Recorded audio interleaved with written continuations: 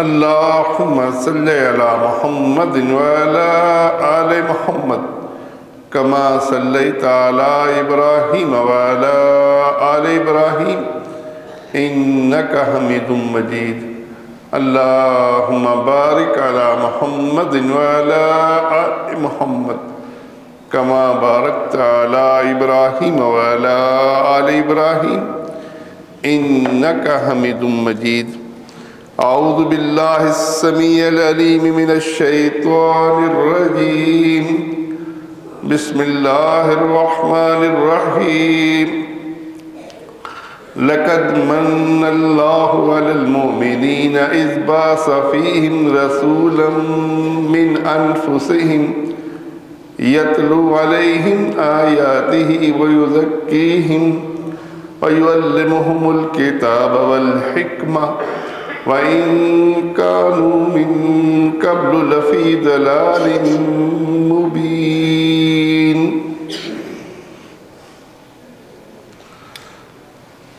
جنگ احد کے بارے میں ہم پڑھ رہے تھے.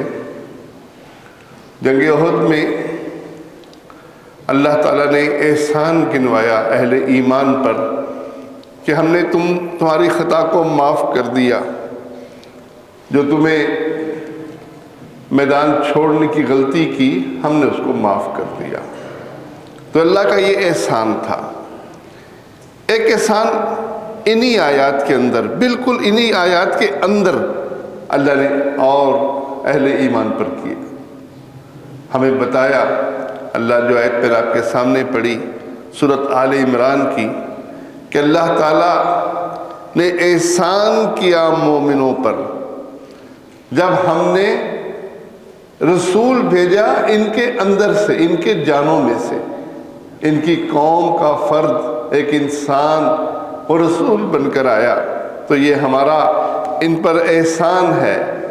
اور یہ رسول کا احسان کن کن باتوں میں ہے؟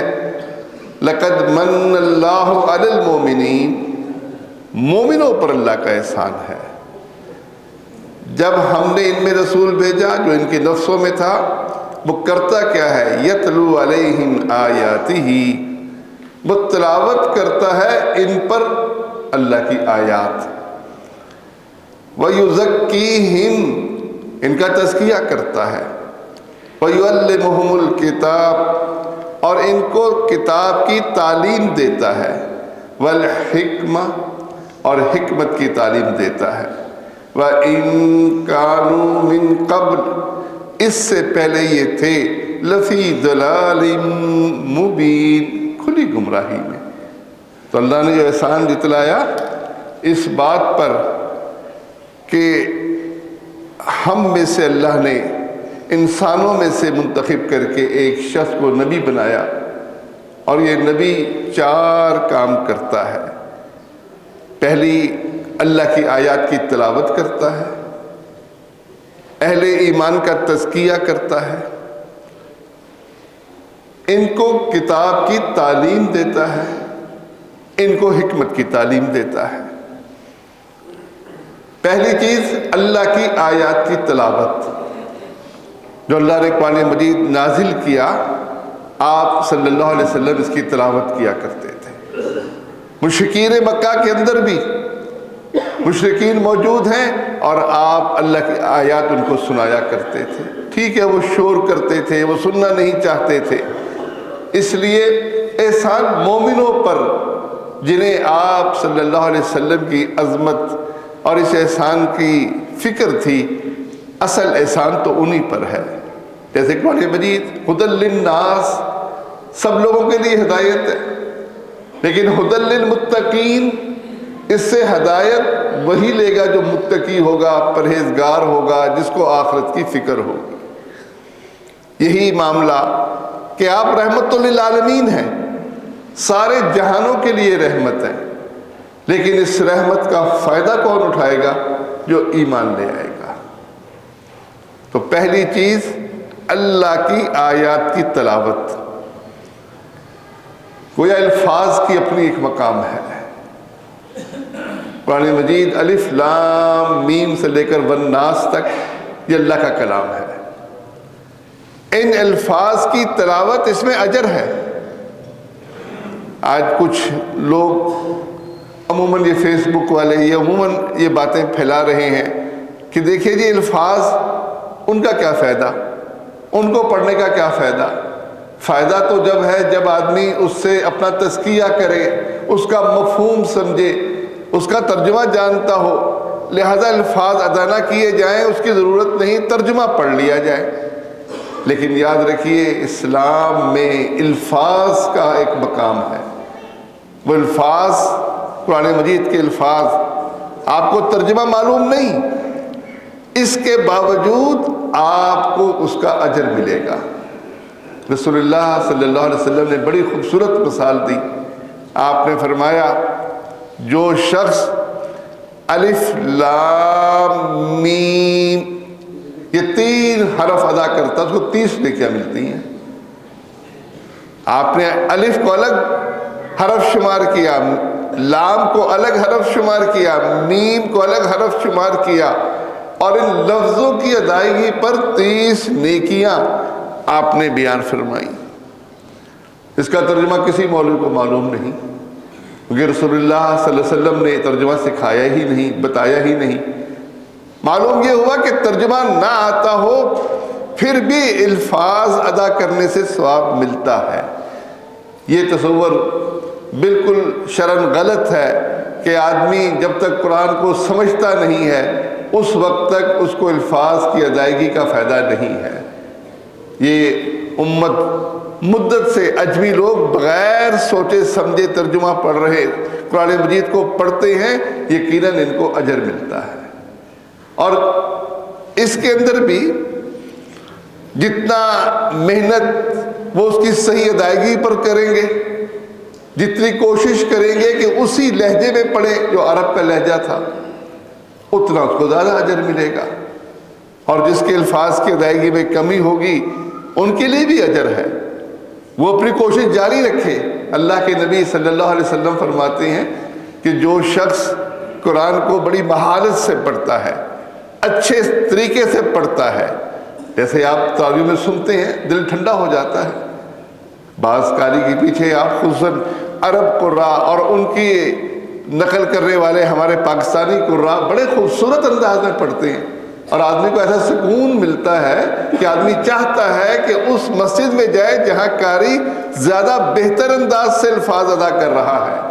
تو الفاظ کی ادائیگی یقیناً ایک اہمیت کی حامل ہے اور یہ اجر کا باعث ہے۔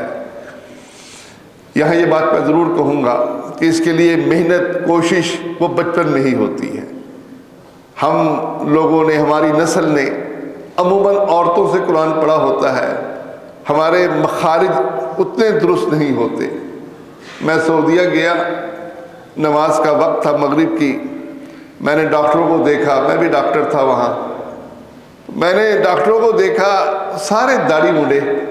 میں جلدی سے مصلی پہ چلا گیا کیونکہ میری نظر میں تو داڑھی کے بغیر نماز امام بن ہی نہیں کوئی سکتا۔ داڑھی کٹوانے والے کے پیچھے نماز پڑھنے کو دل نہیں کرتا تھا۔ تو نماز کے بعد انہوں نے کہا آپ نے جماعت کیوں کروائی؟ میں نے کہا اور کون کرواتا؟ کہتے ہیں ہمارے یہ امام صاحب ہیں۔ میں نے کہا اس کی داڑھی نہیں ہے۔ کہتا ہے داڑھی کسی حدیث میں شرط ہے؟ حدیث کے اندر لفظ یہ ہے کہ جو قرآن بہتر پڑھنا جانتا ہے وہ امام بنے۔ آپ سے ہاں نہیں نکلی، آپ نے دعات کو زا بنا دیا، مطلب بدل گیا، اور آپ جلدی سے مصلی پر کھڑے بھی ہو گئے۔ میں کہا جی غلطی ہو گئی، ہم پاکستانیوں کی نظر میں داڑھی زیادہ اہمیت کی حامل ہے اس چیز سے کہ وہ الفاظ کے مخارج اس کے درست ہوں، اس کو پتہ ہو کہ یہاں مد ہے اتنا کھینچنا ہے اور جہاں صرف الف ہے اس کو اتنا کھینچنا ہے۔ ہم ان باتوں کی اہمیت نہیں جانتے، ہم تو اس بات کو جانتے ہیں کہ ہمارا مولوی صاحب جو ہے وہ داڑھی والا ہو، وہ چونکہ کسی کی بھی نہیں تھی تو میں کھڑا ہو گیا۔ تو بھائیو یہ بات بالکل درست ہے۔ رسول اللہ صلی اللہ علیہ وسلم نے جو فرمایا کہ تم میں امام وہ بنے جو قرآن مجید کو بہتر طریقے سے پڑھ سکتا ہو، زیادہ بہتر طریقے سے ادا کر سکتا ہو۔ اگر میں اردو کا خطبہ دے سکتا ہوں خطبہ دے لوں، میں موقع دوں اس شخص کو جو قرآن بہتر پڑھتا ہے، اس کو جماعت کا موقع دوں، یہ بہت ضروری ہے۔ تو الفاظ کی ادائیگی یہ بچپن ہی میں ٹھیک ہوتی ہے۔ اکثر بچے بڑی خوبصورت انداز میں قرآن مجید پڑھتے ہیں، تو بچوں کو خاص وقت دے کر کسی قاری کے پاس قرآن مجید کے مخارج وہ ٹھیک کروائیے، ان کو پڑھنے کا انداز ان سے درست ہو۔ وہ عالم جو قرآن مجید کو تجوید سے نہیں پڑھ سکتا، وہ مخارج اس طریقے سے نہیں نکال سکتا، بہرحال اس کو بچوں کی تربیت کا حق اس معاملے میں نہیں ہے۔ تو الفاظ کی ادائیگی آپ صلی اللہ علیہ وسلم کا پہلا کام ہے۔ یہ کتاب مقدس عیسائیوں یہودیوں کی کتابیں ہیں، وہ جس زبان میں لکھے وہ کتاب مقدس رہتی ہے۔ ان کے لیے اردو بھی کتاب مقدس ہے، یہ عربی کی کتاب مقدس ہے، ان کو پتہ ہی نہیں وہ زبان غائب ہو گئی جس زبان میں وہ نازل ہوئی تھی، جبکہ اسلام میں اللہ کا قرآن عربی زبان میں محفوظ ہے جس زبان میں نازل ہوا تھا۔ اور اس کے ترجمے والی کتاب کو ہم قرآن نہیں کہتے۔ یہاں کوئی شخص کھڑے ہو کر سورۃ فاتحہ کا پورا ترجمہ اردو میں سنا دے، اس نے قرآن نہیں پڑھا۔ قرآن وہی ادا کرے گا جو الحمدللہ رب العالمین سے لے کر ولضالین تک پڑھے گا، اس نے فاتحہ پڑھی ہے، اس نے قرآن پڑھا ہے۔ دوسرے نے قرآن نہیں پڑھا، اس کا ترجمہ پڑھا ہے۔ اس لیے الفاظ اس کا اپنا ایک مقام ہے۔ دوسری چیز تزکیہ، آپ نے بیان فرمایا تزکیہ۔ تیسری چیز کتاب کا علم، اور چوتھی چیز حکمت کی تعلیم۔ کتاب کا علم، کتاب تو نازل کر دی اللہ نے، نازل کرنے کے بعد آپ نے الفاظ بھی سنا دیے، لیکن اس کا علم ہے۔ وہ علم کیا ہے؟ آپ کو اللہ حکم دیتا ہے نماز قائم کرو، نبی کریم صلی اللہ علیہ وسلم نے نماز قائم کرنے کا حکم دیا۔ زکوٰۃ ادا کرو، زکوٰۃ ادا کرنے کا آپ کو حکم دیا۔ اب وہ نماز پڑھنی کیسے ہے، اس میں کس کس وقت ادا کرنی ہے، اور کون سا اس کا ممنوع وقت ہے، یہ کتاب کی تعلیم ہے۔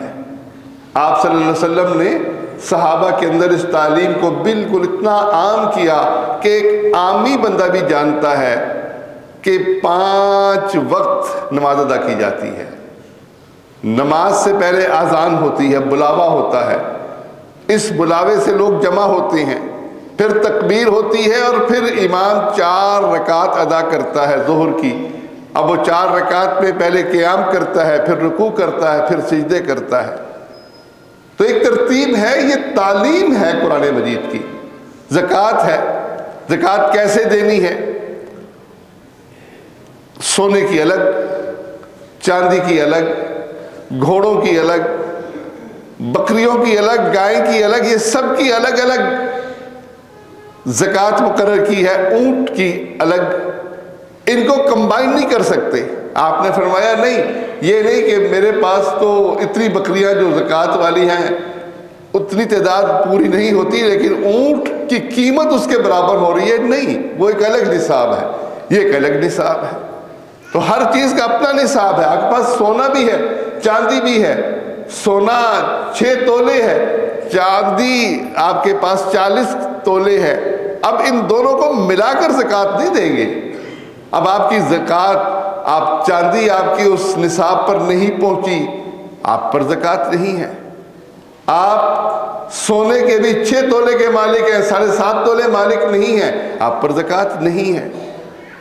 اپنی طرف سے خیرات جو مرضی کریں، جتنا مرضی اللہ کے راستے میں خرچ کریں، اجر پائیں گے، لیکن زکوٰۃ کے نام پر جو اللہ تعالیٰ نے ایک فریضہ ہم پر عائد کیا ہے، وہ اس وقت تک نہیں ہے جب تک وہ چیز نصاب کو نہ پہنچے۔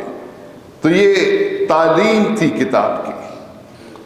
اور پھر تیسری چیز حکمت کی تعلیم، یہ بھی آپ نے تعلیم دی۔ حکمت سنت ہے، سنت کی تعلیم، کتاب کی تعلیم اور حکمت کی تعلیم یہ الگ الگ تذکرہ ہے۔ اور یہ جو شخص بھی دین پر غور کرے گا تھوڑا سا گہرائی میں جائے گا تو پھر وہ حکمتیں جان سکتا ہے. یقیناً اس کے لیے گہرائی کی ضرورت ہے. دیکھیے ایک دو مثالیں میں عرض کروں. جنگ خندق میں مسلمان مدینے کے اندر پابند ہو گئے، گر گئے. گرنے کے بعد خوف بڑا طاری تھا، چاروں طرف سے دشمن حملہ آور تھے. مسلمان مقابلے کی طاقت نہیں رکھتے تھے، انہوں نے خندق کھود دی. اب یہ حکمت ہے؟ کوئی کہے نہیں، دیکھو اللہ نے جہاد کا حکم دیا ہے اور اللہ کے نبی صلی اللہ علیہ وسلم پر جہاد فرض تھا، انہوں نے جہاد کے راستے میں رکاوٹ ڈال دی. اب وہ مقابلے پر آ ہی نہیں سکتے، وہ عبور نہیں کر سکتے، جہاد کیسے ہوگا؟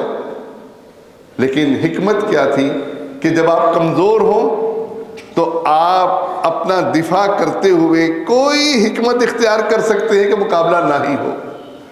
یہ آپ کی حکمت تھی.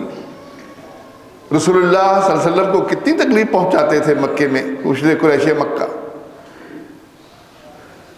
کتنا صحابیوں کا دل دکھتا ہوگا، کتنا دل چاہتا ہوگا کسی کا کہ رات کو اٹھوں اور ابو جہل پر اچانک گزرتے ہوئے اکیلے پر حملہ کر کے اسے تو قتل کر دوں. کہ مسلمانوں کو بہت تکلیف دے رہا تھا. نہیں. کیوں نہیں؟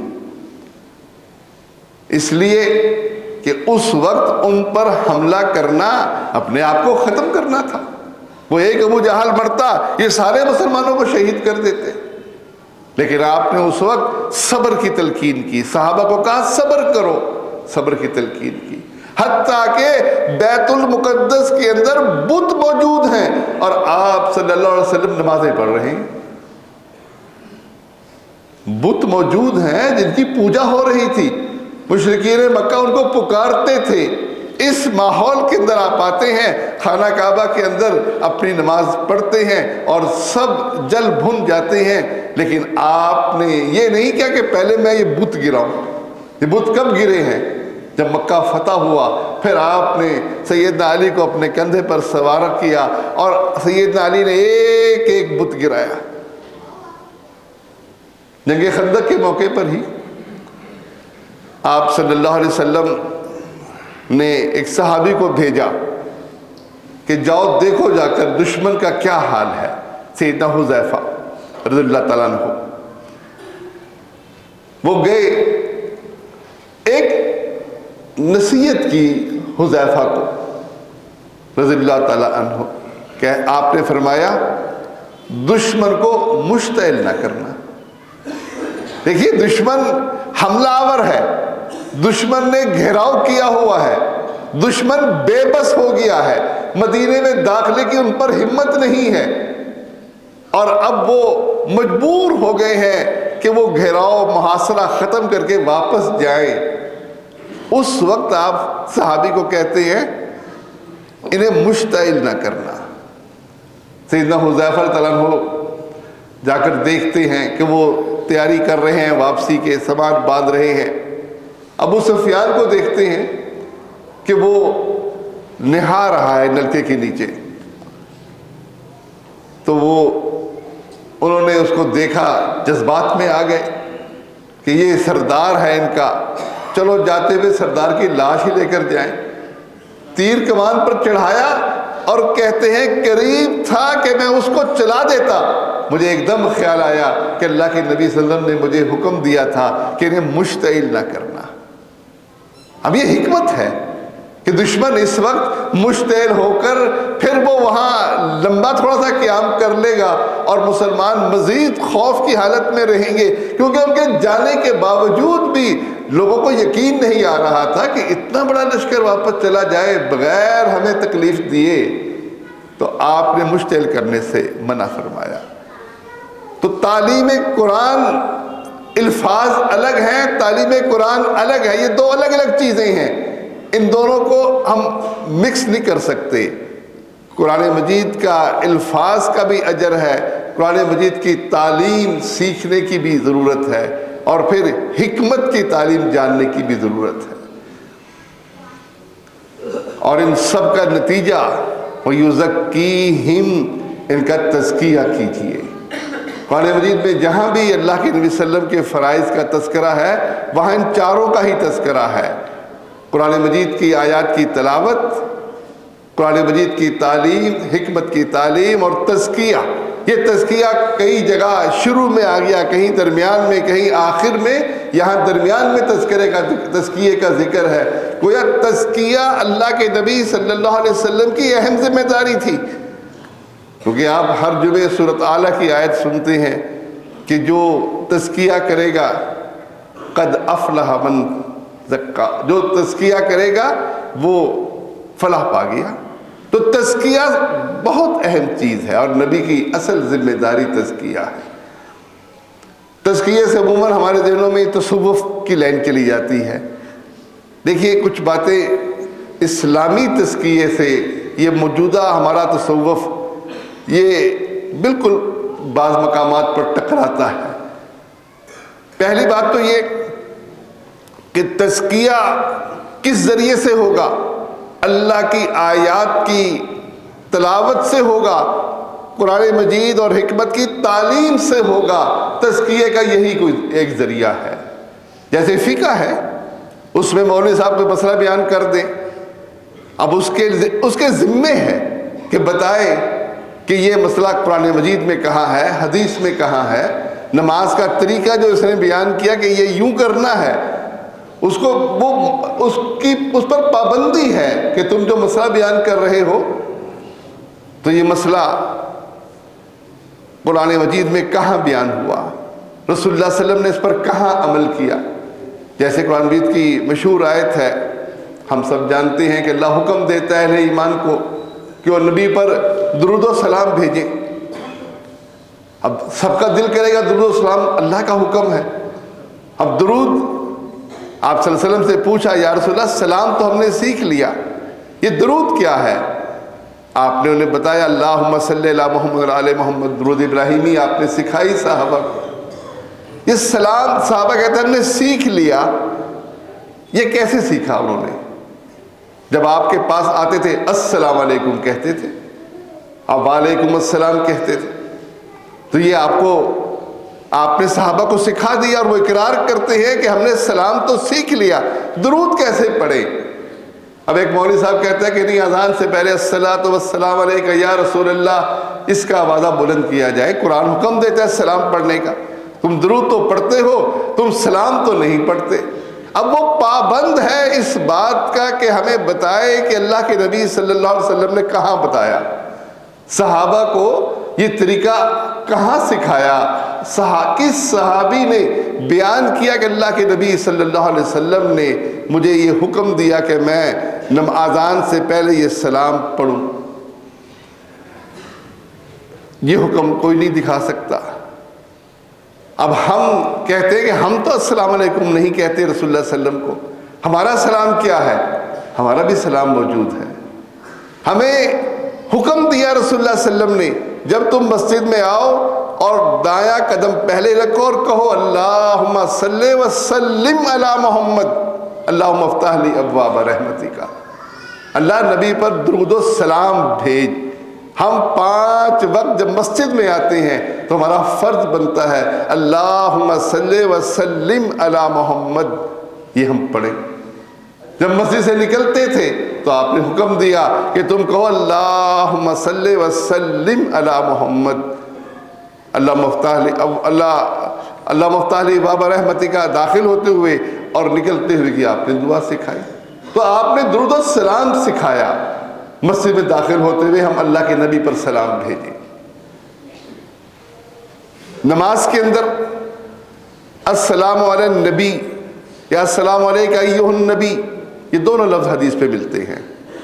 صحیح بخاری میں صحابہ سے یہ بھی ملتا ہے کہ وہ السلام علی النبی کہنے لگ گئے تھے آپ کی وفات کے بعد، اور السلام علیک ایھا النبی آپ نے بھی سکھایا، ہم بھی پڑھتے ہیں. دونوں طریقے جائز ہیں. ابھی آپ نے سلام سکھایا اور پھر السلام علینا وعلی عباد اللہ الصالحین، سلام ہم پر بھی اور ہر نیک بندے پر. اور اس کی تفسیر میں دیکھیں رسول اللہ صلی اللہ علیہ وسلم نے کیا فرمایا. آپ نے فرمایا کہ یہ کلمہ جب وہ سلام کہتا ہے زمین آسمان کے ہر مومن بندے تک یہ پہنچتا ہے. آپ کا سلام مجھے پہنچتا ہے، میرا سلام آپ کو پہنچتا ہے. ہمیں معلوم نہیں کیسے پہنچانے کا کیا مطلب ہے، ہم اس کی حقیقت سے ناآشنا ہیں۔ مرنے کے بعد جب ہمارے اعمال میں ہماری یہ دعائیں ہوں گی، پھر جا کر ہمیں پتہ چلے گا کہ یہ ہم ایک دوسرے کو سلام کہتے رہے، یہ سلام السلام علیکم ایھا النبی کہہ کر نبی پر بھی بھیج رہے ہیں۔ ہمیں یہ طریقہ نہیں سکھایا گیا کہ ہم الصلاۃ والسلام علیکہ یا رسول اللہ اذان سے پہلے کہیں۔ جیسے ایک عالم کی ذمہ داری ہے کہ وہ اپنے اس فعل کی دلیل قرآن سے دے یا حدیث سے دے، ایسے ہی تزکیہ کرنے والی کی ذمہ داری بھی ہے کہ وہ قرآن اور حدیث سے اس کی دلیل دے، بتائے کہ اللہ کے نبی صلی اللہ علیہ وسلم نے تزکیے کا یہ طریقہ بیان کیا ہے۔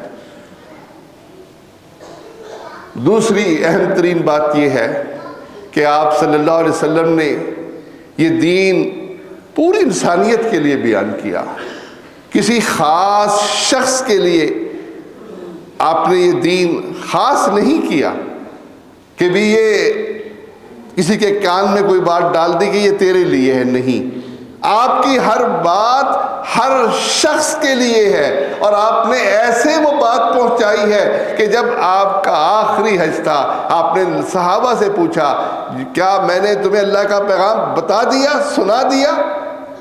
صحابہ نے کہا اللہ کے نبی آپ نے وہ پیغام پورے کا پورا پہنچا دیا۔ اب کیسے ممکن ہے کہ آپ تزکیے کے اصول، تصوف کی باتیں وہ صرف سیدنا علی کو بتا جائیں، ابو ہریرہ اس سے محتاج رہیں، ان کو ان کا تزکیہ وہ بھی ضرورت مند ہے، کیونکہ تزکیہ کرنے سے آخرت میں کامیابی ملے گی۔ تو یہ دین ایسا نہیں جو سینہ بسینہ منتقل ہو، اس کے لیے آپ نے جو تربیت کی ہے، جو تزکیہ کیا ہے، وہ سب کا کرنا ہے۔ اس کے اندر کسی کا ذوق کام نہیں دے گا کہ میرا ذوق یہ ہے کہ میں پہاڑوں پہ بیٹھ جاؤں اور وہاں بیٹھ کر اللہ اللہ کروں، دنیا سے کٹ جاؤں۔ آپ نے یہ تربیت نہیں کی۔ کوئی کہتا ہے مجھے کشف ہوتا ہے، میں نے خواب میں دیکھا ہے، فلاں بزرگ نے مجھے حکم دیا ہے کہ اس خواب کے اندر یا کشف کے اندر کہ میں اس کا مزار بناؤں اور وہاں ایک بلڈنگ بناؤں اور وہاں میں بیٹھ کر وہاں پیر طریقت بن جاؤں اور لوگوں کی تربیت کروں۔ یہ کشف کی بنیاد پر، ذوق کی بنیاد پر، ذاتی رجحانات کی بنیاد پر یہ دین نہیں ہے۔ یہ دین اللہ نے نازل کیا، اپنے نبی صلی اللہ علیہ وسلم پر نازل کیا۔ اس کے اندر کسی کا ذوق نہیں چلے گا، کسی کا کشف نہیں چلے گا، کسی کے خواب کی بنیاد پر یہ دین تعمیر نہیں ہوگا۔ صرف اللہ اور اس کے رسول نے صحابہ کا جیسے تزکیہ کیا، کیسا خوبصورت تزکیہ کیا، قوم کیسی تھی، مکے ایمان لانے سے پہلے لوگوں کے، صحابہ کے حالات آپ پڑھ لیجئے، کس طریقے سے بچوں کو زندہ درگور کیا کرتے تھے، کس طریقے سے عورتوں پر سختی ہوتی تھی، کس طریقے سے ان کے لیے طلاق کی کوئی حد نہیں تھی، جتنے مرضی دفعہ طلاق دے دیں پھر وہ بیوی کی بیوی رہتی تھی، وراثت میں ان کا حصہ نہیں تھا۔ شریعت نے ہر ایک حکم جاہلیت کا ختم کر کے بہترین دن دیا۔ یہ الگ بات ہے کہ ہمارا کلچر اس دین کے مطابق نہیں ہے، ہم اپنے کلچرل اسلام کے اندر پابند ہو گئے۔ اب اللہ اور رسول کا حکم کتنا خوبصورت حکم ہے کہ ایک مسلمان کی عزت، اس کا مال، اس کی جان ایسے ہی محترم ہے جیسے یہ خانہ کعبہ محترم ہے، جیسے یہ حجۃ الوداع، یہ حج کا مہینہ محترم ہے، جیسے یہ مقام، حج والے مقام محترم ہے، یہ شہر مکہ محترم ہے، ایسے ہی مسلمان کی عزت، اس کا مال اور اس کا جان محترم ہے۔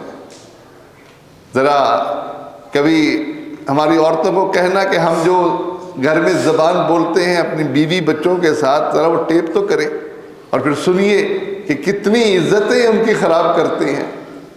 صرف نمک کم ہوا ہے سالن میں اور ہم جو ہیں اس کے سارے خاندان کی باتیں شروع کر دیتے ہیں، اس کی ماں اور باپ کی باتیں شروع کر دیتے ہیں۔ عزت یہ سب سے پہلے محترم ہے، اور سب سے زیادہ ان کی محترم ہے جو ہمارے قریب ہے، جن کی عزتیں روز اچھلتی ہوں، ان کی زیادہ محترم ہے، زیادہ فکر کی ضرورت ہے۔